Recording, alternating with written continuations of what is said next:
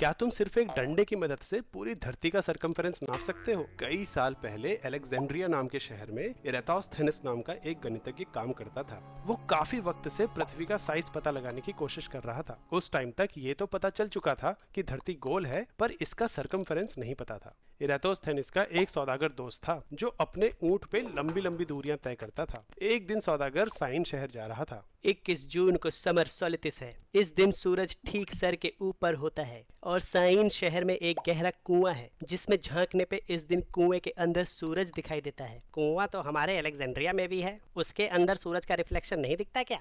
नहीं दिखता भाई, यहाँ नहीं दिखता। मतलब एक ही समय पे सूरज की किरणें अलेक्जेंड्रिया और साइन पे अलग अलग एंगल बनाती हैं। आइडिया! क्या तुम इस यात्रा के दौरान साइन और अलेक्जेंड्रिया के बीच का डिस्प्लेसमेंट नाप सकते हो? डिस्टेंस बोलते तो कर देता, लेकिन डिस्प्लेसमेंट तो नामुमकिन है। मैं तुम्हें मुंह मांगी रकम दे सकता हूँ, नामुमकिन तो कुछ भी नहीं। सौदागर साइन शहर की ओर निकल गया। कुछ दिन बाद 21 जून की दोपहर को इराटोस्थेनिस ने एक सीधा डंडा जमीन में 90 डिग्री पे गाड़ दिया। फिर थोड़ी देर में उसकी परछाई का ये वाला एंगल नापना शुरू किया। एंगल घटते घटते 7.2 डिग्री तक गया और फिर दोबारा बढ़ने लगा। ये एंगल इराटोस्थेनिस ने लिख लिया। कुछ दिन बाद सौदागर दोनों शहरों के डिस्प्लेसमेंट का मोटा मोटा अनुमान लगा के आया, 800 किलोमीटर। अब धरती है गोल और सूरज धरती से इतनी दूर है कि उसकी किरणें बिल्कुल पैरेलल गिरती हैं। तो अगर ये एंगल 7.2 डिग्री का है तो पृथ्वी के सेंटर पे ये एंगल भी 7.2 डिग्री का होगा। मतलब अगर पृथ्वी के सेंटर पे 7.2 डिग्री, उसकी सतह पर 800 किलोमीटर की दूरी है, तो पूरी धरती यानी 360 डिग्री के लिए ये लंबाई 360 बट्टे 7.2 गुने 800 किलोमीटर होगी। ये अनुमान असल सरकमफेरेंस से ज्यादा दूर नहीं था।